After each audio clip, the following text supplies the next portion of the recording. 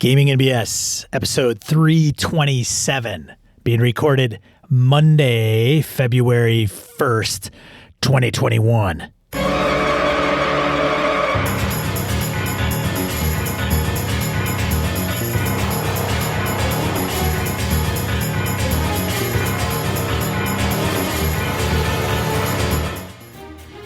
Welcome to Gaming and BS, a tabletop RPG podcast. I'm Sean.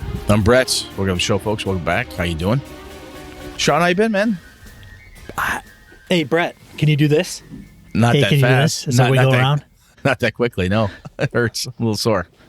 All I got to say, the horrible electric pain I had is gone pretty much. I'll get an occasional, surgery pain, but it doesn't have the same, I can't feel my hands type of thing, which I was getting regularly. Yeah, it must be literally I've heard stories that it's literally like shutting a switch off. Yeah, it was like night and day. I woke up and went, wow, I'm sore because I went in and stapled a dead man's bones to my spine, which is exactly what they did. So it's kind of, you feel it, like, wow, they were in there drilling. You can feel that. At one point, I swear I could smell and taste bone, which was interesting. Anyhow, point is like right now, my arms are fine. I'm sitting at my desk, and normally here, click the mouse a few times before the show, hands numb. Not a problem. I can't lift anything. I can't do anything. That's annoying. For 12 weeks, can't lift more than 10 pounds. So I'm making AJ carry shit around for me, which is kind of nice to have a porter. I like that. A little porter. Hey, carry this, son. Daddy needs some juice. Fetch me some juice. I can't lift that. The pitcher's too big. I might be milking it, too. I don't know. You think? A little bit? So, all right, before we go too far. So, all right, first off, I got to do this. So, I'll be serious for a second, then I'm going to have something funny. But when I went through, so I go into surgery last Friday. I do that thing. Sean, Joe, Wayne, everybody out there, VC, everybody who's paying attention, who follows us on the show, has said something in some capacity or been interested to see, did he make it? Is he okay? How are things going? And it's the first time I've ever been out. And granted, people have had much worse things than me. Absolutely much worse. And it is actually really amazing, incredibly flattering that any of y'all give that much of anything about my health. That was incredibly nice. And Sean, it reminded me probably of how you must have felt after your accident when people are like, hey, are you okay? Blah, blah, blah. After a while, yeah, I'm fine. Come on. I'm just this guy, whatever. But I didn't feel that before, because I hadn't had now I'm the guy with the accident. It's actually very flattering. So all the men and women who took the time, they were just even to give me a thumbs up, thank you, glad you're around type of thing. It's very flattering, humbling, and quite wonderful. It's really cool. And in the middle of that, so Sean donated to me all of his old D&D stuff. He's got these dragon mags and stuff. So I'm laid up. I'm like, this is a perfect time. I'm going to go through this shit, right? So I find this wonderful little thing planted within his dragon magazine. A little ditty by Sean Kelly about Nathaniel Hawthorne. A few pages worth. My favorite piece of the commentary was, this doesn't really make sense. It's not proving anything. And I thought so much from then to now, much the same. It ties into what we do now. This is really good. It all comes together now, doesn't it, Brad? And apparently he did get a C. You need to concentrate more on explaining the theme. You never really showed how self-forgiveness is brought up in Hawthorne's stories. So I think you were close, but it sounds like you missed the mark, which, again, I read that and I went, that's 400 episodes of Gaming and BS right there. And so we get a C. I think we'd still get a C. Brett found one of my papers. Handwritten, yeah, the margins are wonderful. He's got 1-inch margins down the side. I think he was not, let me double check this thing here. You should read it. Go ahead, recite it, man. Go ahead. In this paper, the author hopes to tell a little about Hawthorne and the styles and ways in which he wrote. That's the opening page. I'm hooked. After that, I was just diving into this. I freaking hated writing shit. Oh, God, I was so I couldn't stand it. So the funniest thing to me was I said, hey, Sean, I found this. I hit him on Voxer. He's like, you've passed the test. And I'm like, that motherfucker, he may have put that in there as it's to see if I'd actually look through all the stuff he gave me. Is this really a test? And until today, he let me stew on that for 4 days. Is it really a test? Is it really? No, Brad, I just happened to put it in there. I just thought it was funny as hell. Who's Carl was like, hey, scan that sucker so we can read it and get a copy. Oh, I should do that. Yeah. It doesn't bother. Okay. I don't care. It's like I got nothing else to do. I might as well do it tomorrow. I could give two shits. Between naps and thinking about gaming, I can do that. That's all I'm doing. It's not a paper that's going to get me into trouble online. I can just say that for sure. There you go. Well, that depends. Unless somebody really disagrees with your Hawthorne prose or something. I'm sure it's plagiarized. Probably is. Yeah. Or if I scan it out there, someone will take a copy and they too will get a C and just barely pass English 101 or whatever it was you took it. That's fair. My GPA is much better post high school. All right, man. Anything announcement wise? You getting gaming in since I talked to you last? I haven't. I know that. I ran Star Wars last week and then Age of Rebellion. I didn't like it. I didn't like how it went. It wasn't the players. It was. Well, that's not what you offline. You were like players. No, he was not. He did not do that. No, he didn't. So what didn't you like? Was it the story? The scenario? I couldn't wrap it up in a well in a nice box with a bow on it. It was rushed at the end. It was I don't know. Oh, excuse me. I think. It was just I wasn't on my game. I wasn't the top of my game. You know, and we've talked about that. We're all gonna have bad days, and sometimes it is worth it. Man, I did not like that. And sometimes your players are super sweet, and I'm like, oh no, it was fine. It was fine. Supportive, yeah. But there's still times when we're disappointed in ourselves. Nothing you can do about that. Yeah. All and then I had played Low Fantasy Gaming on Sunday with the Hobbs. The Hobbs is still alive. I'm still alive. Yeah, I'm the top of the game there. I'm like fifth. I just did fifth level, so I'm the highest level guy in the party. You know, nice. So I got that going for me. So speaking of, which is pretty nice. Kind of older school style of approach there. I had because I'm down for the count for the week, at least. Cracked open part of. All right, if there's anyone in my gaming group, my home gaming group listening, stop listening right now. Give me about 5 minutes, then you can come back in. Actually, you know what? Just wait till you hear the random encounter thing, then come back in. Good? All right. No, okay, they're gone. So, I pull out my Return to the Tomb Horrors box set because that's part of what eventually my Greyhawk game's going to run into. I did this ages back in 3rd edition when it first came out with Greyhawk, where the guys were in the Grand Duchy of Jeff. The giants invade. There's this huge huckabuck. What's going on? Oh my God! They defeat the giants. They get in a big brawl. They figure things out, and through that process, things become uncovered. They've got to go deal with Sararak and what he's trying to do with a negative material plane. So, there's Jack.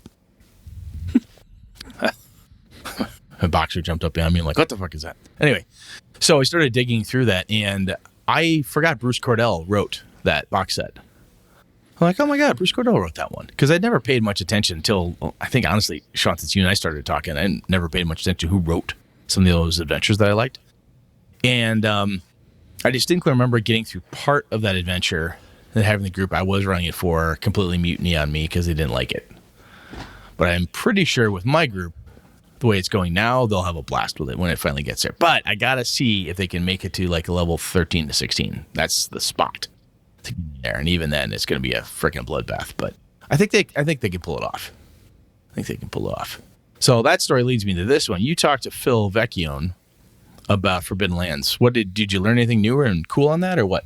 I did, yeah. It was very insightful. We talked for probably 2 hours, at least Nice. an hour and some odd minutes, specifically for Forbidden Lands. I actually have the video done, and I will be uploading that in the next day or so. You can still get it here on Twitch on this channel, but I'll put it chopped off a little bit at the end where Phil's just kind of hanging out. But yeah, it was good, insightful. Some things I kind of had in mind going into it, and some things that I'm like, okay, I'll have to file that away. And but yeah, it was good. I liked it. I appreciate it. It was always good talking to Phil. Oh, Phil's good people. Yeah. He is. He's fun. So let me ask you this, and then we can go on a random encounter. Do you think this happens to me, so I'm asking. This is why I'm asking you. Is I have found that if I get too distracted by reading the new thing, the current thing I'm trying to run can suffer. Do you think that had anything to do with Sean's Star Wars feelings from the last session? Do you think that impacted you at all? I don't think so, but it's possible. I read the scenario and then came back to it. It was a scenario that it wasn't jiving with me. It was just seemed, and I think the next one, I shouldn't say this because then, people are like, that sounds like the next one's going to suck. I don't want to run it. Or I don't want to play it. But I think I got to do some heavy lifting on some of these because I don't know if they're all written that well. And my second run with them will probably be much better, but I'm not going to do that. I'm just going to keep trucking along. So who knows? I don't know. And sometimes you can run a campaign or an adventure, whatever it is. And the third time you run it, like, I don't know what I did there, but I changed house to home, and it just became this amazing fucking adventure. It stars were aligned, whatever. So okay, I was just curious because I know that, like I said, if my Symbaroum stuff hasn't showed up yet, and I know Free League they've got plenty of, like everybody else with the pandemic, is taking forever to get stuff places, right? Books and things. And I've got my PDFs, but I'm holding off digging too deep because I want to get through some of the stuff I'm doing right now, my games, before I dive too heavily into a whole nother rule system, get all hot and bothered. I got Symbaroum because I love what I'm reading, and I know it will distract me because that's just who I am. I know that, so I was just curious. I gotta change initiative. Yeah? Yeah, initiative is usually, side based, right? There's slots, but it depends on whose side, and then it's up to the side to fit somebody in there. And, I've been given some advice to say, you should probably just whoever rolls and it's in that order, that person goes. Because what happens is you get these slots, you got 4 PC slots and you got 1 NPC slot, right? So you kind of get the analysis paralysis of who goes first. Right. I'll tell you, even in my Greyhawk game, depending who is doing what on the player side or how it's shaken out, whatever happens, I say, okay, Alpha roll for initiative because he's the group's official initiative guy. So he rolls his D6, I roll mine. And then my bad guys go in a certain order, and then I tell them who starts, and I bounce around. I don't always go across because we're gaming online. I don't always go left to right, right to left, or whatever, or alphabetical. Or anything. It depends on what it was they're doing. But I have found that sometimes by giving too much space, if I go first this time, then next time I'll go third, and then it can almost get too noodly. Or people want to discuss it like it's a real big deal, and sometimes you're like, just fucking go. Come on, do something. Well, it's going to be, we're going to go in order unless somebody interjects and says, no, I want to go now, and this is why. And as long as that person's good, great. Otherwise, here's the order. Everybody knows about it ahead of time. Let's roll. Yeah. Everyone's ready by the time their turn comes up. Yeah. Cool, man. So. Cool. All right. I think that's enough. We good? Yeah. Let's random encounter. Random encounter. Segment of the show where we field emails, voicemails, comments from social media. Let's see. We got one. So we got a double header for Kyle who voicemailed in. So it's, so it's going to go and then probably stop, and then I'll have to kick the next one off. So, and on deploying lore. So let's see if I can get this out to the masses. Hey guys, just had to call in again after your last show on deploying lore. I just had to call in to say that my name is DM Kyle, and I am a loreaholic. I dump so much lore on my players that when I back up from the table, there's a beeping sound. Lore deployment is, wow, so complicated. Great show on it. I think one of the things that you didn't really go to in depth is, the depth of complications of lore in licensed games, or the troubles of deploying lore in games where lore is very much the loot. I'd say specifically Call of Cthulhu is one of these games where it's a mystery game, it's an investigation game. If you're playing it that way, your lore is actually your treasure. It's your magic weapon. It's your +1 sword. It's the tools and resource that you need to collect to survive. And it gets really complicated sometimes with even with experienced RPGers, especially in horror games like Cthulhu. There's a mechanic where learning the lore can actually make your character go insane and be put out of the game. So you get in situations where, in my game, my players came across a a gun safe full of Eldritch tomes. And I had to tell them, look, this is Smaug's cave. This is the pile of gold. This is the treasure chest. You know, this is the loot that you're looking for. So you got to go in there and read those books and get the weapons you need to survive. And with the sanity mechanics and things in the game, nobody wanted to touch any of that. It gets really interesting once again deploying lore in games where lore is actually a mechanic that characters need to win the day, and when there's a converse mechanic, eating away at their resources. And once again, with Cthulhu as an example, one of the things about it is that game is so much. I think the game, to a certain extent, is as prominent as the literature. So you get wildly divergent mixes of players.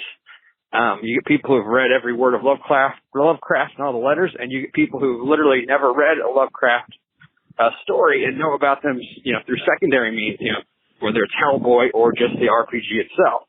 And then when you try and set up a mystery and hide that lore, you've got to accommodate some players who are going to be like, first day, oh, you know what this is? This is Shub-Niggurath. This is the Black Goat of the Woods. We're up against the cult of Shub-Niggurath. At the barest, simplest clue are going to know that. Well, extending that last call once again, just talking about you can give a very, very minimal clue to kick off a game, and if you've got somebody who's a Lovecraft scholar, they're going to immediately say, hey, we're up against cult of Shub-Niggurath. This is what we need to do. This is what we need to look for. And then you have people at the table who are like, Shub what? All that was in that clue was something about a goat and fertility. What's this all about? So deploying lore much more complicated than just exposition, especially when you get out of the traditional combat-oriented fantasy games. At the same time, it's one of my favorite things to do as a game master. So, another element is you can never really overestimate the lore that your players know. I ran a Star Wars game, a D6 Star Wars game for a year, and I kept everything within, the boundaries of the cinematic universe. I didn't really throw in plot hooks that were going to involve them reading some comic book from Dark Horse from 10 years ago, or even go deep into the animated series. But still, at the end of that game, I had people who were like, wow, I felt like I was over my head with all the Star Wars lore because I didn't know what some of this stuff was.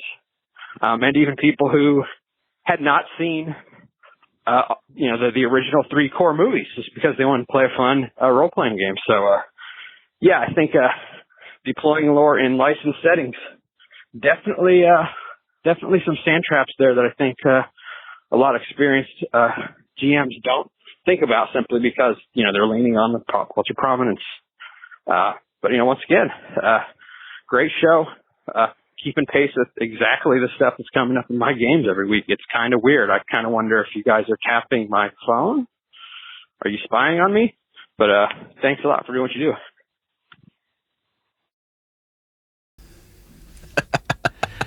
Well, no, Kyle, we're not. Do you have an Alexa or Google in your house? If so, then maybe. Kyle, one of the things that you mentioned there, it is really cool. The varying degrees of what lore can do to people, right? You say something, and I know who Shub-Niggurath is, the Black Goat of the Woods with 1,000 Young, and so on and so forth. So I'll hit that, and I'll say, oh, I know what that is, blah, blah, blah. And it's very easy sometimes to go overboard and dive in. And Sean and I have talked about this on the show before, too, and I was super proud of my group last time I ran my Greyhawk game. Down these tunnels in this city, and they hear this screaming noise. They're trying to figure out what's going on, and they're going down the hallway, and they see these people like freeze frame running, like slowly, like they're hit by a slow spell, just kind of barely moving, and everything shimmers as they shift down the hallway. This body's trapped in a gelatinous cube. They're slowly but surely being eaten away. They can hear voices behind it and so forth.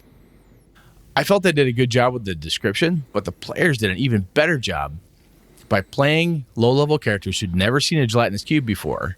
Zabe looked at me and goes, I think I know what that is, but my character doesn't, so I'm going to try this. And that was the only thing that anyone gave me apart from looks across the camera. Because like, oh, I know what that is, but I don't want to say. Right? It was real. I was super proud of him because that's a tough moment too, to downplay your personal lore knowledge and at the right level of your character. That's hard to do. So especially when something as mundane as a gelatinous cube of all things. But it was pretty cool to see. That just brought that to mind. Very cool. Very cool. Thanks, man. Yeah, thanks for the voicemail, Kyle. Appreciate it. I'm going to make you read the next one. Edwin Nagy emails us. You may get to this. I'm only partway through the episode. One thing very much missing in my mind from the nostalgia trip to Let's Pretend Land is the horrible arguments. I shot you. No, you missed. I didn't miss. My finger was pointed at you. I ducked. Many of our games ended in this, sometimes violently. So we came up with rules. As we add rules, we try to add a reality, not necessarily our reality, but some in-game reality. As we add reality, we lose the willingness to talk about Kibler sticks being run through hydrogenators. There are no rules for that. Some games or some GMs add bonus dice or inspiration or bennies to folks who do that. Some story games actually require it and have some kind of cleverness voting mechanic rather than dice to see if the BS, meant in the best possible way, succeeds. Most of what we play, however, comes down to a skill check. And example, you have advantage on the attack because the opponent is prone. It's hard to mix that with giving advantage because of something creative that was said, player skill versus character skill.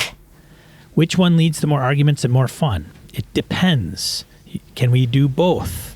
Maybe. Speaking of rules, just a reminder for Brett that alternate ability skill checks is still discussed in the Dungeon Master's Guide on page 239. One of my favorite bits in there, although I just glanced at the rules for objects and realized it's time for me to reread the rulebook too. Also, thought on team games, which is this link he's put in there. And then rule number 3, player substitutes and coaches. Section 1, team. Each team shall consist of 5 players. No team may be reduced to less than 5 players. So this is a NBA thing, like literally. Interesting. The official NBA, like National Basketball Association kind of thing he puts in here. Huh. So he's laying out rules for the NBA. Anyways, it is in the rules. D&D goes out of its way to indicate that you can do what you want solo, PvP, team, etc. Most adventurers push for team play in order for the characters to succeed, but I would argue that that is not the rules. That said, I'm still trying to understand the whole argument. Cheers and happy gaming, Edwin. Edwin covered a couple of good ones from a few episodes there, I think, that we had. Yeah. Playing pretend, team play, a lot of good stuff there. It is interesting. We're in a role-playing game is one of the few games that doesn't always have like a winner, loser, a start, the traditional game things to it. It's very narrative. It's a weird little monster. And if we had, I remember being a kid and my parents would say, "Oh, what were you playing? Were you playing some kind of game with your friends?" "Yeah, we played Army." It was just a game, a thing we did. "What were you doing?" "Oh, we played this, or whatever. And my parents just refer to that stuff as a game. Whatever game those kids are playing. It's kind of a generic, just thing you do for fun. So it's interesting because we've talked about this so many times with the, what's in, what's out for rules. I definitely remember the page 239. Thank you there very much. I'm going to have to go back and reread that while I'm kind of blessing here. But it's interesting that sometimes it's very difficult for an RPG rule-wise to say something is absolutely 100% not allowed. Right? In a football game, it's like you are not allowed to have more than X number of people on the field. Basketball team shall have 5 players. That's it. You can't have 10. You should up with 20. Too bad. It's 5 on 5. That's how this game is played. Well, that's true. And so, yes, that's true. But you could argue that you can have 5 people or 6 people on the court or 12 people on the football field. You just get a penalty. Well, yep. Then there's a penalty involved because you're cheating, because you're breaking the rules. Right. But in RPGs, we could have disadvantage. We could have a Yeah, negative exactly. modifier, but that's not breaking the rules. It's from circumstances within the game. So, Yes. Yeah. And I think Edwin does have a good point. Sean, I have chatted about that too, is the playing pretend and stuff. There were arguments when we were kids. I shot you, no, I didn't. You can't do that. Yes, I can. That type of thing happens. So, interesting stuff. Thanks, Yeah. Edwin. That's good. Very, very good. All right. So what do we got next? Email from Ed C on skills. Greetings all. I've noticed in many RPGs, skill checks are often either based off your ability scores or get a bonus based on your ability scores. Just to make the system simple, you could probably do something where you have non-weapon proficiencies. It's kind of like they did back in AD&D. And instead of requiring a skill check, you do an appropriate ability check, trying to roll under your stat, perhaps even add a type of system like Pathfinder 2e has. Depending on your level of proficiency, you are limited in possibility how well you can succeed at it. This way, a DM on the fly can make a quick change to ability score just to fit the situation. AE strength instead of dexterity. For an escape artist, a strength check to get through some sticky webs and so on. Just a thought. I've been rereading my first and second edition stuff, and in the Wilderness Guide and Dungeoneer Survival Guide, there's different how they're all tied, and like this skill it's a dexterity skill, but it has a -2 penalty on it whenever you roll it because it's so difficult or whatever it is. And I know there are other systems out there, and as Edwin pointed out before too, there's that alternate stats roll. I think some systems buried within them, older ones anyway, I can't think of anything offhand, where you can have your skill track and your stat track are not always the same or very closely, or like they were tied at the beginning and then they kind of disassociate over time. I don't know. It's been a while. I really haven't dug into too many systems lately to look at the different skill sets. I should do that again. Anyway. I don't have second edition anymore. I gave that up years ago. Yeah. Gave up I know you don't because I've got everything else. And now Brett has everything, so. Yeah. All right. Over to you, sir. Isaiah comments on Not So Supers. I appreciate the discussion about the challenges involved with sci-fi games. I love hard science fiction, but I find that when I run a game for someone who is more knowledgeable about physics and technology, they might be confused about a story assumption I made that breaks real life rules. There was a time in another group that I dropped running harder sci-fi and stuck to space opera so I could fill the gaps with "they invented a blank that solves blank problem." This experience affected me recently running a game, Alternity, what else, where the party crashed on an asteroid that was under an induced spin to simulate gravity inside it, and I was really agonizing about what the experience would be like and how to model the physics of trying to move across that surface. Nobody invested in personal propulsion. These players really did not care, but my old group would have probably tried to teach me some physics instead, or just bypassing the robot guards and accessing the compound. My current players care very little about physics, engineering, or speculative technology, so aside from the occasional explaining some aspect of computer technology, so many gamers are computer science people, they don't seem bothered about what should be happening according to physics. It's freeing for the story, but I do sometimes wonder if I am getting it right. Yeah, I really think, and I think part of it is because I am not as much of a sci-fi nerd. And for some reason, sci-fi has science in the title, and that title, I shouldn't say for some reason, sci-fi having science in the title, for some reason, seems to force on me and the people I play with, most often, the need to inject scientific logic or reasoning in everything, even if sometimes, can we just fucking forget it? Yes, we all know that a car has a propulsion engine. Yes, it has gas pistons. It's a big air pump. It does blah, blah, blah. Do we all fully understand how it works? It's an internal combustion is Yes. what it's referred to, Brett. So, I've also had people tell me, well, basically, an automobile engine is just a big air pump. Okay, that's a different way to look at it. It's essentially true, but it's not exactly the same. So regardless, again, how does an elevator work? Well, there's a motor and it pulls stuff up and down. Uh-huh. That's that easy, huh? Just a motor? Right? Shit's complicated.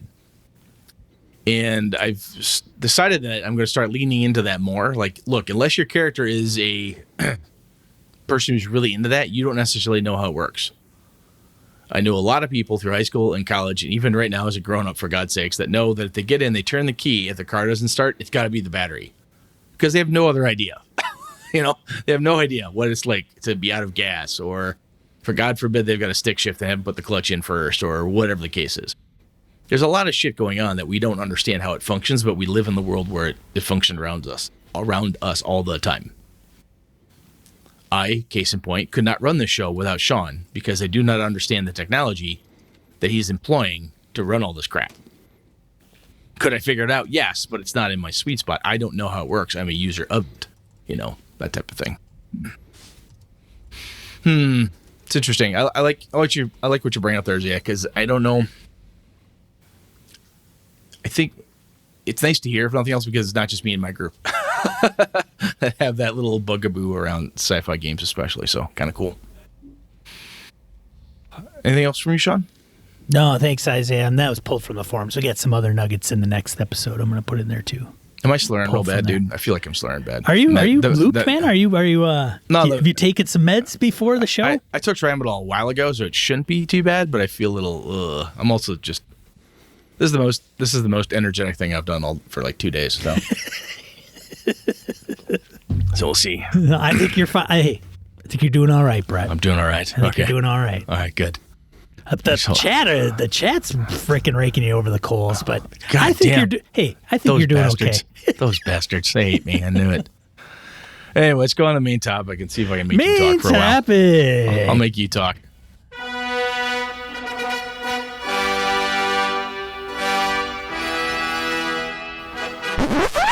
All right, Brettster. So I was talking to my buddy Lenny the other day, and then I was talking to AJ about this because he'd not heard the term. I was explaining it to him. Plot coupons. Those adventures you go through. A lot of this, because I said it's not like your games, Skyrim, and some of the stuff that you play. And he goes, what do you mean, Dad? So I said, well, you gotta go here, get this coupon, go talk to this guy, who then gives you this clue to go get to that guy, to go to this guy. And AJ says to me, well, aren't all role-playing games like that, though? I mean, that's how you do Call of Cthulhu. It's all about getting data and so on. And I said, yeah, I think you're right, but there's something about how it's done that's irritating me. And, of course, he's 14 and he's wrong. He doesn't know how to question me properly. No, I'm kidding. I'm like, little fucker, he's got a point there. So I started talking to Lenny about it, and he's like, I think it does come down to how you deploy it, because a lot of, I'm thinking Out of the Abyss. My buddy Alpha's running it. It feels very, the way it's coming across to us, incredibly plot coupon heavy. What the hell is a plot coupon? Like what? So you're adventuring, right? Have you gone to talk to the guy in the inn without that guy in the inn giving you the plot coupon? Allows you to unlock the rest of the plot. You go to the guy in the inn, and he says, go rescue my kid from the goblins. You've rescued his kid. He gives you the next coupon, which allows you to go to the next town and talk to that wizard, who then says, yes, go get me to this. I'll give you that. Oh, great. You've done that. Here's the next coupon for you to the next person. It's basically, did you get your ticket punched to get all the way through? Did you ride all the rides, Oh, so it's like going to a technical conference with a bunch of sponsors. Yes. Did you get all of your merit badges or not? Type of thing, yeah. Oh. And I think it's fine to have them, right? There's something about them that bugs the hell out of me. And I think it comes down to, it's, if done poorly, and we may not get into all of this because I may get tuckered out and pass out on you. But it feels like it could be very railroady. And that's how it's felt to me in the past when it's gone wrong. And by that, I mean, there seems to be no other way to get from where we are to whatever the next step is without the proper plot coupon in hand. I have played in games, Call of Cthulhu games, very poorly run, where you go and you meet the professor and you talk to him, and then you go away You go talk to the doctor, the lawyer, the pharmacist, and then they direct you back to the professor. And you're like, I just fucking talked to him. Oh, yes, but you hadn't talked to the pharmacist first. The adventure says if they talk to the pharmacist first, then the professor will tell them this. Until that time, no.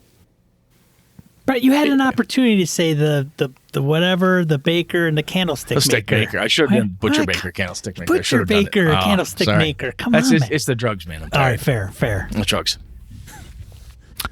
You tracking what I'm saying, though? Where I am tracking what you're saying, and I find that probably Delta Green has a lot of this. It can, but I was also thinking some of it, having it in there and how it's deployed, I think, is the problem, right? So I think about the Curse of Strahd. When I played through it, it felt like I could do, my friends and I playing it, Alpha was doing such a good job. We could go and do whatever we want to do. Find out what's up with the dragon. Find out what's up over here. Do we look into this windmill? Do we look into that? We followed and figured out our own pieces and parts. We got plot coupons to collect and gave us pieces and parts to put together to try to make a story of what it is we could do to try to finally kill Strahd and get the fuck out of Barovia. But we got at it at our own pace. And sometimes we'd come up and go, that's an interesting plot coupon. If I'd have had this 2 levels ago, this would have been really helpful. Throw it over your shoulder. Old news, don't care anymore. And that made it more verisimilitude, like it was really happening. Sometimes you get places. And those times when you go talk to the professor and you didn't talk to the pharmacist first, or the butcher, or the baker, or the candlestick maker, and you haven't talked to everyone in just the right order to have all the coupons lined up to get them all punched by the professor,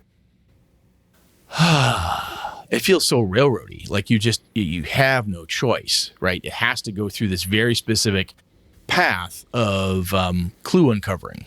And it doesn't allow for logical leaps or players moving faster than perhaps the story was written for or faster than you anticipated. So I think there's a lot of different ways to go around. You can quantum ogre some of this stuff and so on. But I guess you tracking what I'm saying, Sean? Or are you going to just tell me I'm high and I don't know what I'm talking about? Is that what you're going to do? No, I don't know, man. I'm picking up what you're putting down. So you've read Strahd. Do you feel that it feels to me like the way that adventure is written and the way I've encountered it is such that you can take leaps. You can bounce around a little bit in Barovia. I don't feel like you have to go A to B to C to D to E to F to, you don't have to follow a very specific path to get to the end. There's multiple ways to get to the end, right? Yes. Is that true? Yeah. Yeah. Okay. Yeah. I feel as though, it depends on the player characters and where some will go in there and they think the emphasis is to go and get rid of Count Strahd and call it a day. And that's the solution to the problem. And whereas, others won't, right? They may want to just completely stay away from him altogether. Because he's a goddamn vampire. Why would I go knock on his door? That sounds stupid. But I mean, right. I think that spoilers, Curse of Strahd. It's got a vampire in it. They find that out pretty quick. Yeah, I know. But being stuck there, I think the motivation is to try to get out, and finding the way out leads you to talking to other people, which leads you to getting pulled into other things. So it's not... I think for me, the main piece is if you don't allow for the logical leaps. And so the Quantum Ogre, I threw that out there. The Quantum Ogre is this concept that came out ages back in RPG parlance where, like, look, if you're walking down a dungeon... Involves physics. Yeah, it involves physics, which is very complicated. So settle back, kids. So basically, like, look, there's an ogre at this intersection. And if you either go right or left, but that ogre encounter is going to happen no matter which way you go because the DM is just going to put it there. Right? Right. And some people hate that.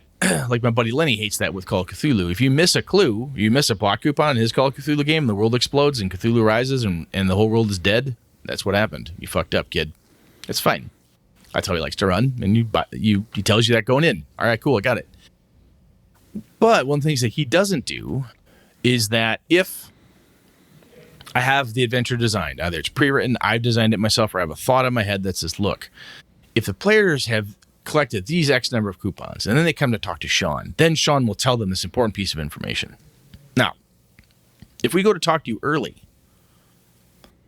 and we start asking all the right questions, even though we didn't get the other 3 plot coupons, by denying me as the player that knowledge, right? Like, hey, we came to Wizard Sean, and Sean's got the knowledge. We've asked him the right questions, but I don't have my card punched that says I talked to the butcher, the baker, the candlestick maker. I'm sorry I can't give it to you because you didn't punch the card.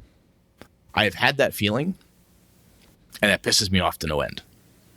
And I've had game masters in the past say, well, you know, the way this is written, which is my favorite excuse ever. We'll talk about this when we get to talking about homebrewing and pre-written games. Well, the way it's written, like, it's not my fault. It was written this way, and I'm trying to be true to the adventure, and it says that unless they talk to the pharmacist first, the philosopher and, you know, and the whoever will never talk to them. Why? The purpose to go to the pharmacist first was to get a piece of data. If they have that through another means, then go there. So what I'm getting at here is the ability to logically leap or circumvent a plot coupon. You know, use your own. Once you realize the punch card is just any punch card, you can go buy your own fucking card punch thing and at Home Depot and punch your own damn card. You can make your own way through it. And I think it's kind of a prelude, if you will, to getting into taking a pre-written adventure and homebrewing stuff and back and forth. I honestly think that is some of the tricky bit for me when I started doing it more and more, making my own stuff, is allowing the players to make leaps of logic, sometimes crazy tenuous. Somebody for no reason other than just a weird whim says, oh, Wizard Kelly, I heard blah, and you happen to say the thing that you're not supposed to know for 3 sessions, according to how it's written. But you dump the lore on them. Sure, here you go. You said the magic word, bling, you know, Pee-wee's Playhouse, magic word is said, plot coupons rain down upon you. You have no idea what to do with all this data, but he just gave it to you. You picking that up, or am I totally losing you? No, I understand, man. I'm following you. So does that bother you? Am I just grumpy old drugged up man right now and I don't know what the fuck I'm talking about? Have you ever encountered that where like the adventure, because you run more pre-written stuff than I do, and do you ever see that more often, or maybe it's an old thing that I'm just dragging around? I would say that I find it more in organized play scenarios. Okay, more in organized play. Yeah, usually, I mean, they're 3 to 4, 4 to 5 encounters. It's very, you know, I think they've tried to change up some of the recipes so that it's not always fighty, you know, but you could probably, you know, at one point you could set your watch to it. Like, okay, we talked to this person. Talk, fight, big fight. Yeah. Okay. Right, yeah, I gotcha. Right. Yeah. You know, go in this dungeon, go in the sewers, follow this, run into them, fight. And sometimes being repetitive or familiar isn't necessarily bad. But I could definitely see where after 16, 17 sessions of that, I'd be like, I have enough of that shit. You know, want to shoot myself. That'd be boring as fuck for me anyway. Ugh. Yeah, but I know. I mean, Adventurers League, man, there are some freaking huge diehards in that, and that's all they play. And they show up every week to the local game store, and they will play that shit to the bitter end. And it's a. To me, the some of the individuals, not all, that I've run into that appreciate that specifically is one, it's consistent. They can go there and they can play and level up their tune. But it gets into going through all the scenarios, getting all the magic items, getting, you know, leveling up. And I don't know. I don't see a lot of people coming out of Adventurers League, me, that come back to me and say, oh man, you got to go through this one arc. It's so awesome. Right. It's very, turn on the video game console, go through a few encounters, grind through it and you're done. Grind through it and level up and get your certificates and fill out your PC tracker and, you know, turn it off. And then the next week, turn it back on and go and do the same thing, but through a different scenario. So when you encounter plot coupons, like in any pre-written adventure or that type of thing, does it bother you if you feel like, oh, I'm never going to get this data point out of this NPC, or I'm never going to get this thing because I clearly don't have enough coupons? Does that bother you? It bothers me when it's jammed in there and it's so obvious that it's going to be a problem, like you're talking to. The thing that bothers you. Yeah, the thing that bothers you is you got to go to this NPC and then you've got to go into their pocket And that's where that thing is that should get you to the next step. Like that is just some of that could be pretty ridiculous. Now, I have run adventures like Lost Mine of Phandelver. That's not the same because there's side quests. And those side quests aren't necessarily plot coupons. I mean, they may have an NPC that says, hey, I'll help you out, but, I got this thing in the woods I need you to track down because somebody stole it. They give you extra data, though. For doing a thing, for doing the side quest, you get a little bonus information. Well, they give you more information or they'll assist you. Like they'll go, hey, I will help you go to the next thing or what have you. Maybe it's a trust earning thing, but I think you could get through that one without that if you wanted to. If you wanted to power through it, you could forego all assistance, forego all side quests, and just fucking hammer down. Well, and part of that method is also to say, instead of landing in Barovia and walking up to Ravenloft and kicking Strahd's ass at first level, well, you get to do all these side things that'll get you up to 10th level, and then you can go and kick Strahd's ass or whatever. So there is a mentality of, that's leveling systems, right? That's the whole shtick.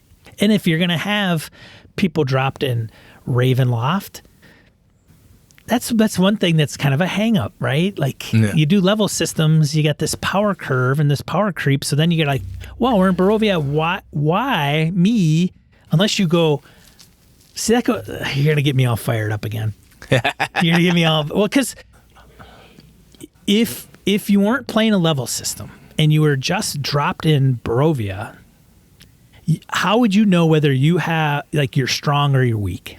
And some character, like me. Why would you not think, let's just go take care of him right now? Yeah, let's go walk up there and confront him. This guy can't be all that bad. Yeah, let's go see what we can do. Yeah, how do I know if I'm first level or 10th level? And that's where... Unless, of course, I'm aged and I have experience and I can say, well, hold on a second. So I think the other thing that, if I think about it now when we're talking through here, and the reason that Strahd came to mind is, and same with Call of Cthulhu, now I'm saying it out loud with you, is I think it's the mystery component of it. I'm trying to get data. It's almost tied to the lore piece, right? Where I need this stuff. I need this information to go on. Yes, getting the information can level me up, right? I'll bump up another level by the time I kill the Great Purple Worm and, Slazarax, the invincible biter of death or whatever his fucking name is, will help me do whatever I need, blah, blah, blah, how sweet. But it's the mystery component of it, where if you... Well, mysteries have clues. Like they do, but you have to, in my opinion, allow for when they're written down and they say, look, this plot piece, the IV hole itches like hell. Stuck an IV in my left hand. Thing's just itching like crazy today. Anyway, so let me think about this. So if you go in, and the only way you can get some data, like I said, is you have to talk to certain people in a certain order, and it's written that way. And I have seen that in the past. And I know some friends of mine write adventures of their own exactly like that because they want you to go travel and do this stuff. They think it's this fun little guided tour. And my perspective is, tell me who has the data, I'll figure out how to get it. Right?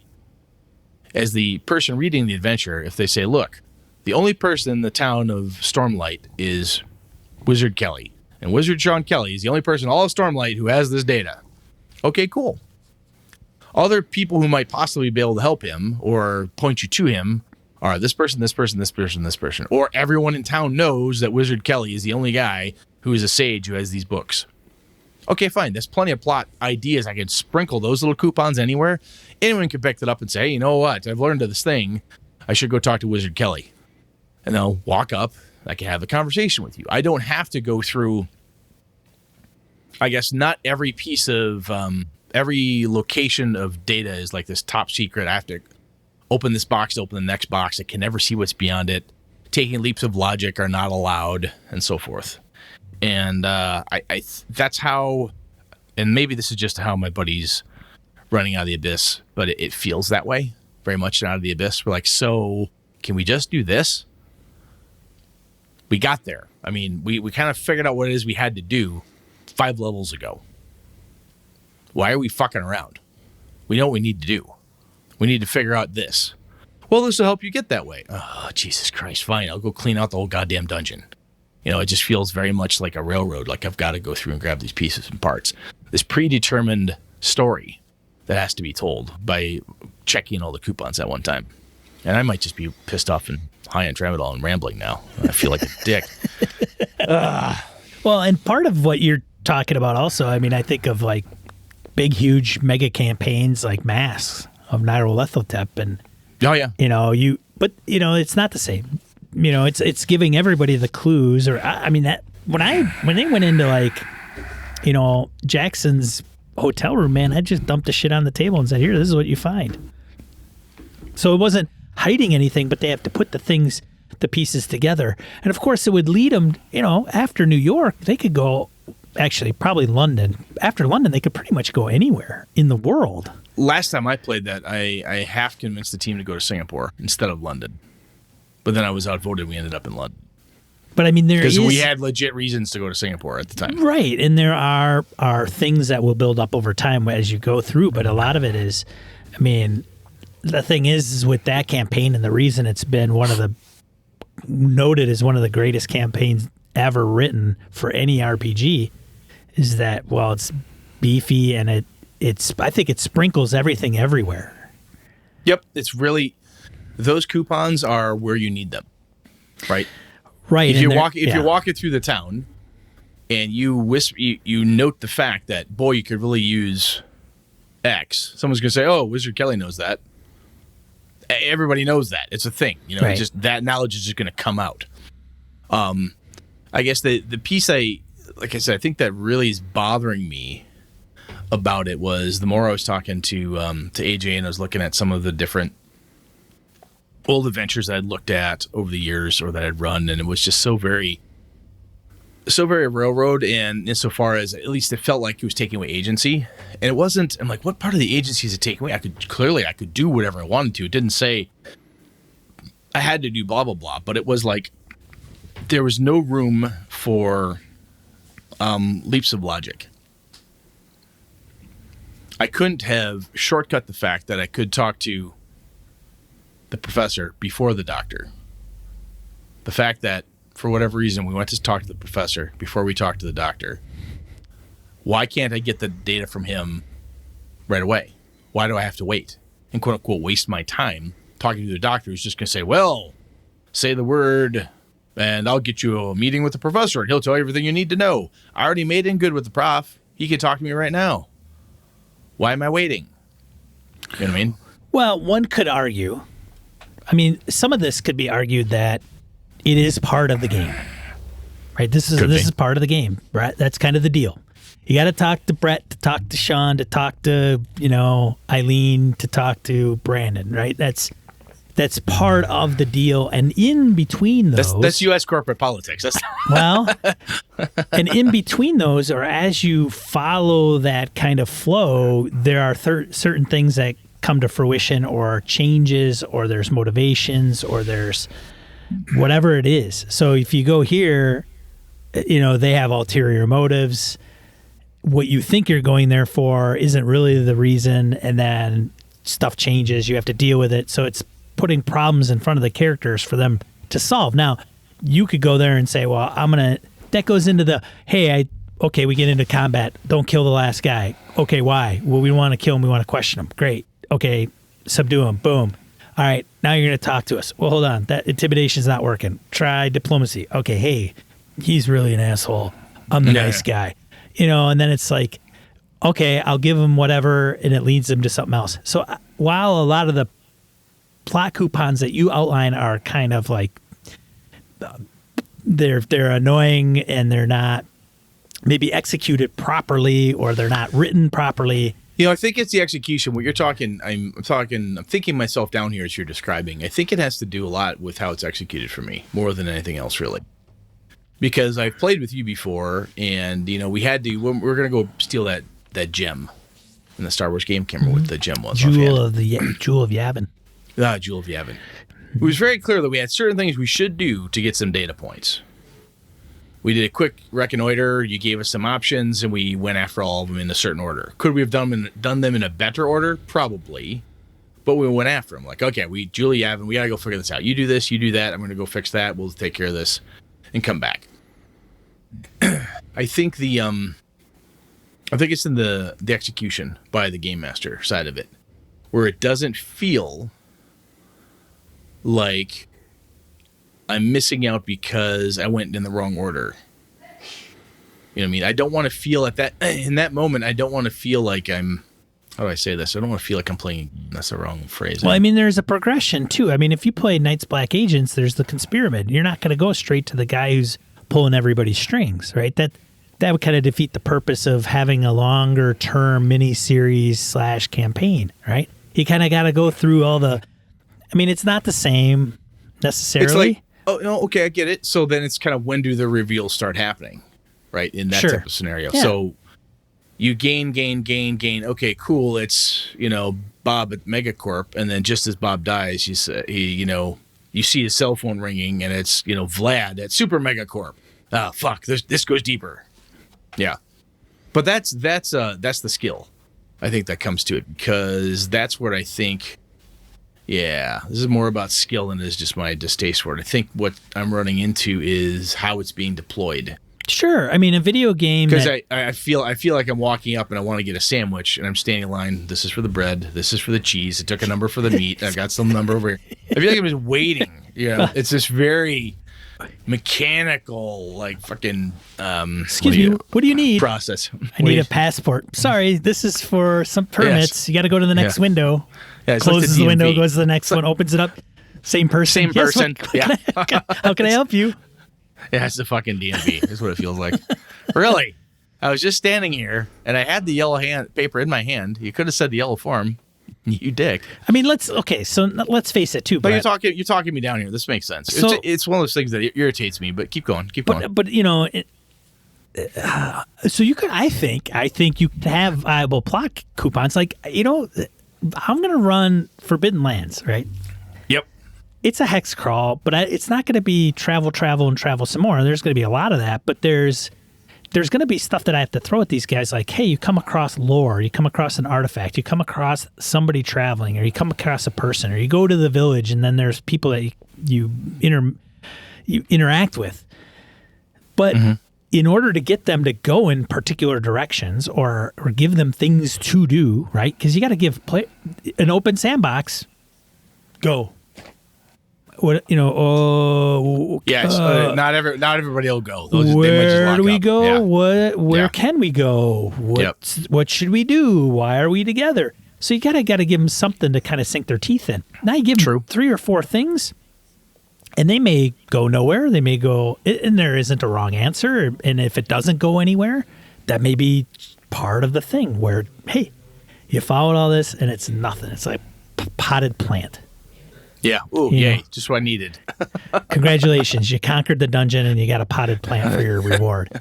Lovely. But the thing is that those plot coupons, I'm going to have to throw some of those in front of the players so that they could sit there and sit around a campfire and go, all right, we've got this, we got that, we've got, Brett's sword's broken. We got to get that fixed. We can't do it here. The next town is so far forward. And we got this lore that it's over here, but it's not too far out of the way. Like, go. Like, here's your options. And so with the implementation, and let's face it, there are some game masters that probably do it in a similar fashion where you were mentioning early on in the topic, where it's like, yeah, it's kind of accomplishing some of the same thing, but maybe the context is out of whack. Or it's a video game, and Brett's playing Neverwinter Night. The art and the science of how do you do this appropriately? Okay, and so all right. Because I think if you boil it all down, how do you determine whether it's a MacGuffin versus a red herring versus a plot coupon? How do you differentiate all those? And some of them are like, well, this one's the same as that, or it's kind of the same thing, but not really. And let's start a podcast and talk about this shit for like 300 episodes and like dissect crap like this. I wonder if other people think about this. And then find out nobody does, and then they tar and feather you. Yeah. I mean, but I think you have plot coupon, whatever you want to call it. There's got to be some things that clues, and I think you're right. It has to do with how frustrating it can get if it's just like well, are you going to go and talk to this person or not? And sometimes it is. Like, I've run shows like that where it's, okay, well, what do we do? And you give them a couple things, and the players are like, I don't know what to do. And it's like, well, I kind of gave you things. What more do you want? I gave you a couple things, and what's the benefit, right? Because they're like, we should go this way for whatever reason. Yeah. And you think, well, if you went that way, that's fine. But if you go this way, you might get reinforcements. You may get a clue that circumvents the hard path.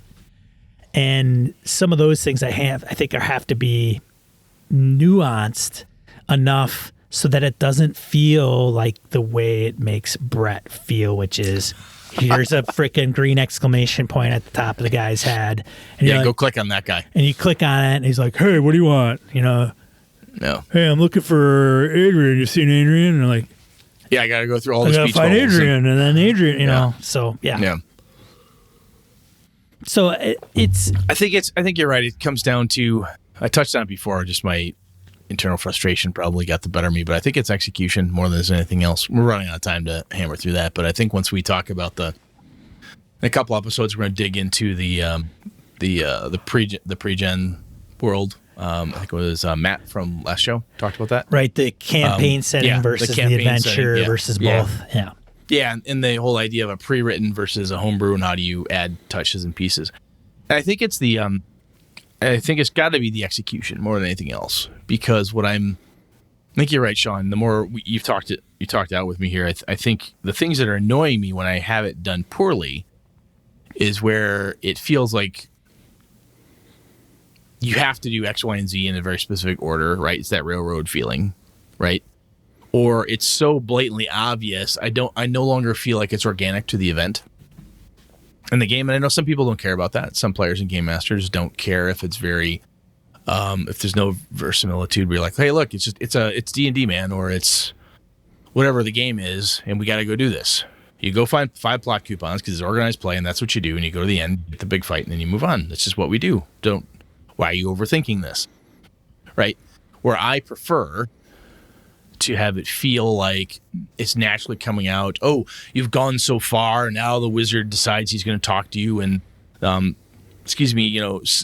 Kenobi finally decides he's going to share this piece of data with you because it was a certain point of view. Another Star Wars reference. Yeah, I know. It's like crazy. Even though it turns out Obi-Wan Kenobi is just a liar. But Brett, I guarantee you've done it. I bet you anything. You've had to. I'm positive I've done it. I had to have done it. I mean, I'm not perfect all the time. Well, you've had to do it, but in a way that probably in your brain makes more sense than a heavy-handed go talk to the barmaid, go talk to the barkeep, and then you got to go talk to the sage, and then once you get all those three little nookie nooks, then you can go to the king. Yeah. Like I said, I think it comes down to the execution piece, which it's got to be that. Because you're right, you have to have some of that, especially investigations and clues. If you don't have them in a mystery game, well, you don't have anything, right? That's essentially what a clue is. How do I get from the next point? How do I make my logical leaps and so forth? But it's how am I as a player allowed to execute them versus how the game master and or the adventurer is geared to let me execute or use them. Okay. Well, and I think it's also a matter of going back to what you're saying. If you can put 2 and 2 together and you could skip, the barkeep or whatever, great. Yeah, if I can pass the 2 intramural rounds, why not go right to the majors, right? Yeah, but if the DM or GM is playing hardball because of that, then that's a problem. Then that's getting back to kind of what you're probably not a fan of. Yeah, I think that's probably a very succinct way to take the last hour. That's probably that's a much better way to put it. How do you feel now after you've had this session? How do you feel? I feel like I need some more tramadol. No, I'm kidding. Because it kind of hurts. No, it does feel. It feels better. Oh, good. I'm glad we could come to a good conclusion, a good ending to this.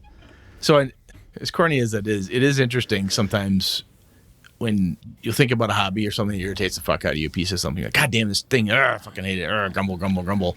You bring it up and your friend's like, dude, why are you mad about that? which is exactly what Sean did. I went through it. I'm like, I shouldn't be mad about that. It's really not a big deal. Let it go. It's just an execution. Oh, all right. It's good to do. You got to talk it out because otherwise it's one of those things that's going to sit around in your noggin. I'm going to be grumbling about this. Hey, Brett, you can't keep it bottled up. You can't do that. It's not good for you. That's what this is for, right? We can, exactly. We'll meet on a weekly basis. I was thinking maybe a weekly. We'll start out, weekly. See how it goes. Yeah, bi-weekly, see how it goes. See how it goes, hash things out. There we go. Yeah. I like it. Yeah. All right, so if anybody else has other ways to make me feel dumb, no, I'm kidding. Nothing dumb about it. Brett, I know. Nothing dumb about it. We're good. I'm teasing you. Nothing. No. Yeah. I appreciate it. Don't be I like appreciate that. it. Thank you. All right, let's get out. All right, let's get into die roll. 2 to 4 miscellaneous points, gaming and geekery. First one, Temple of Elemental Evil from Goodman Games. I didn't know they were doing this one. I did not know they were doing it either. I honestly, I lost track. You lost who? I lost track of all the ones that they were going to do. Oh. I had Keep in the Borderlands, and I started reading through it and went, meh, not interested. And Jared Rasher did a nice review of Isle of Dread, and I went, meh, I have Isle of Dread. I think I have like 3 copies of Isle of Dread at this point, thanks to Sean. I don't need... I have the Temple of Elemental Evil. I have the Return to Temple of Elemental Evil, which I think is a substantially better adventure. It's often said that Temple of Elemental Evil is unplayable or unrunnable. I've heard that. I've heard that about every adventure, which I take as oh yeah, let me show you a thing or two. I want to do it. But I don't know if I'd really... I don't know, man. It just doesn't have to have somebody really kind of wow me to make me grab that, because I have a copy of that. I don't know. Does that interest you at all? No? No. I mean, I'm kind of... 5E's not at the top of the charts for me to run. And, it's either that or first edition. So yeah, I mean, it's nice that they up the game insofar as they do the conversion for you. That's slick. Sure. But other than that, I don't see any. I'm just not drawn to it. I got a cool off period. Yeah. Weeks gone by. Nope. Yeah. Yeah. Nope. Don't care. Don't need it. The other one I had, I can't remember if we mentioned this one last time, but MCDM, Matt Colville, put out a new magazine. James Introcaso, they just brought him on as brand. He's full-time working for MCDM, and Arcadia is their new gaming mag. It's a D&D 5e thing. I'm a Matt Colville fan. If you've listened to the show, you've heard that from me before. And they were kind enough, they sent us a copy. They said, hey, take a look at this, Brent and Sean. So I've been parsing through a little bit today, and it looks really, really cool. I watched the video where Matt talked about, hey, what's in it? A lot of adventures, some cool new stuff, new mount rules, and so on. It looks pretty neat. I think it's kind of cool. This is the type of thing that I think Colville and team are pretty smart. Like, it'd be fun is to have like a gaming magazine, like Dragon Magazine. However, we got to be super wicked smart on this. Kobold did well for a while, and they fell apart, and they tried this and tried, like how can you do it? And I don't know if they would ever get to a printed version. They may end up doing an omnibus or something at some point. I could see, like. My understanding was they were going to stick to PDF only. Like they weren't interested in print because of all the hang-ups with print. I could absolutely see that. Yeah. Because it's just such a pain. Yeah. Print, shipping, blah, blah, blah. Well, you can't count on anything. I mean, you can't. No, you can't. I could absolutely see, though, that if they were to do a Kickstarter at some point saying Best of Arcadia hardcover, I could see that happening. Sure. But, again, if you have all the mags, make my own Best of Arcadia, But it looks pretty cool. The art is great. They've got some really good writers, artists, the whole thing. I think the team puts together some pretty good-looking stuff. And it's usually pretty meaty, the stuff that they crank out. So I'm excited about that more than I am Temple of Elemental Evil, actually. So I figured I'd share that one out there for folks. So through James, you could consider Matt giving us this copy, Brent. I could. Matt has no idea who we are. No, he doesn't. No. I don't even know how James knows who the fuck we are. That's just funny. James has got a pretty extensive inventory, I'm sure, of podcasters. Yeah, I know. Yeah. You wouldn't know me. Probably knows you. You're nicer than... I don't know. Anything else, man? No, I don't think so. Nothing that I could think of for die roll. Oh, one other thing that I think I mentioned early on with Brad. I mentioned that speaking of James Intricasso, he's got a decent Twitter account, and he put out 2 polls, and I'll put a link in the show notes. He put out 2 polls. One was asking all the D&D players, if you're only playing D&D, why are you only playing D&D and not anything else? What has kept you from trying another game? And the reasons can be anything. And so he got something like 3,000 people to vote on that. And then comment, I don't know, the comments were probably a little bit smaller. And then he followed up with another poll that asked people that moved on to a different game how or why they moved on to play another game other than D&D. And there was like 1,600 responses. So the reason people don't play anything else for D&D is because they don't want to learn something new. The reason everybody took the leap with another game is because of variety. They want to do something new. They wanted variety. So you got both extremes to reply, essentially, is what the moral of the story is. Basically, an unscientific survey proves what we've all thought to be true. Right. But I am interested. I don't know. I mean, I know our audience. I know our Discord to some degree, and I know we've all played D&D in some iteration. Most of the times, it's good that D&D flourishes because it does get people in the hobby, and then once they get in the hobby, they can make the jump to something else. So there are many publishers that are out there that are very well aware that the hobby is dependent upon the success of D&D. Like they make no qualms about it. I think it is interesting. Some people are like actively hate it. Sure. Like like in their soul hate Dungeons and Dragons for some reason. They probably loathe it, I think is more. Yeah. I'm like, whatever, man. So what? Who cares? Well, it's the weirdest thing. I am interested, though, for those that are part of the community that listen to us that really are diehard D&Ders, why they don't play anything else. I have a feeling that that's probably a very consistent, obviously, a consistent thing where it's like, hey, I got this. It does the trick for me, and I don't want to learn anything else. Sometimes it's time. It's not like I don't have time to learn anything else, right? I do this. I'm only able to play once a month anyway, so this works out fine. We have a good time. I don't know. I asked Christian Serrano, our buddy, Savage Worlds, we were talking about something where I have a lot of Savage Worlds stuff, and it's besides the game. Honestly, if you took everything that I have, quantity, and weighed that against how much I've played, Savage Worlds is probably at the top of that list. So it's probably the game I own the most and play the least. Isn't that weird? And he's like, what are you looking for? Why? Did he give it a WTF with that one, buddy? Well, he's kind of like, why? What are you looking for? And I said, well, I think it's just because it's a generic role-playing system. I like it for playing one-shots. I run it at cons. But I don't know if I'd run it for a long-term campaign. I'm not sure why. Oh, that's interesting.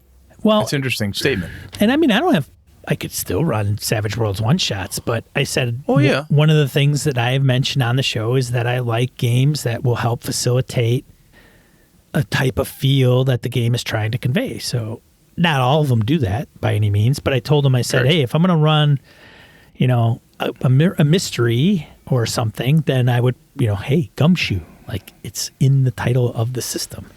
Yeah, or whatever. Cthulhu or something. Yeah. And he's like, no, I get it. So I asked him, like, well, why do you only play Savage Worlds, man? Why is that the only... And I know he's played 5e. Oh, he's played a bunch of stuff, yeah. But one of the things he mentioned was, system mastery. He doesn't want to learn anything else. He wants to be really good and focus in on Savage Worlds. And that's kind of his deal. Now, in defense of him, he's also doing writing, and he's close with Pinnacle. But we've talked about system mastery in the past, ages ago, and if you nail it down, you've really got it, you can make that sucker dance. Oh, yeah. Right? Sure. Is it easy for me to play such and such type of game with the D&D rule set? Depending what the D&D rule set is, maybe very easy for me because I'm really, really good at it. Right? Or it might be really, really bad at it because, I've only ever used that game. I've only used, D&D to play D&D published modules. I really don't think I could do a homebrew with it because I just don't feel comfortable. or what have you. So I could totally see that. Yeah. Yeah. Yeah. That's just kind of Interesting. interesting. Just kind of wondering if this kind of same is the same. Because I think one of the things too is when I need to talk with some community members with getting folks to play with other folks so that they don't feel as though they're trapped in a group that they may not be gelling with anymore. And that's based on just their gaming preferences, right? It's not the system they want to play. It's not the environment they want to play. It's not the people that they want to play with anymore, but they feel compelled that that's their only option. So trying to get folks maybe out of their comfort zone a little bit. Anyways, what got you to try a different game? That's the more interesting question, because that would probably be more apropos, right? We kind of know ID&Ders may not want to make the leap to something else, but what got you to try a different game? Is it the cover art? Like, it could be anything. Like, I don't know. Somebody else told me it was nice. I don't know. Yeah, I mean, I know the thing that got me to try Middle-earth role-playing was that said Middle-earth on a goddamn box. That was it. I'm a Tolkien guy. I'm like, oh, I got to try this. And I play MERP. Do you have One Ring? Do you have the One Ring? I did. And I went, meh, bounced off of it. I've heard it's like wicked good, but I started reading and went, got rid of it. What was the other one? There was another one, wasn't there? Wasn't there one like 5e based? Oh, yeah. I think I have a PDF of that one, but I haven't touched it. But yeah, there's a lot of reasons why you would try something new. Cover art, theme, subject matter. Went to a con, figured I'd try something else, and it was stuck. And it was like, blew me away, man. Exactly. The rule is just... Exactly. All right. What are we talking about next week, Brett? We're going to talk about the slow burn versus the hot start. Slow burn. Yeah. So it's like whiskey or vodka. No. So the hot start, that whole in media res, you start fast. Something's happening kind of cool, fast, fun. And then there's the slow burn stuff, which is almost the traditional way, I think, a lot of ways to start campaigns and games and stuff. And I think sometimes people say, oh, you obviously do a hot start for X, or you obviously do this for that. So I'll challenge that a little bit, and hopefully I'll be a little more cognizant next week. Sean, I apologize. Nah, man, it's all good, dude. It's all good. All right, man. It's all good. All right. We good? All right. Yeah, we're good. So thanks for everybody for joining us this evening live in the chat. We really appreciate it. Good to see everybody, and some additional folks turned out just to see Brett.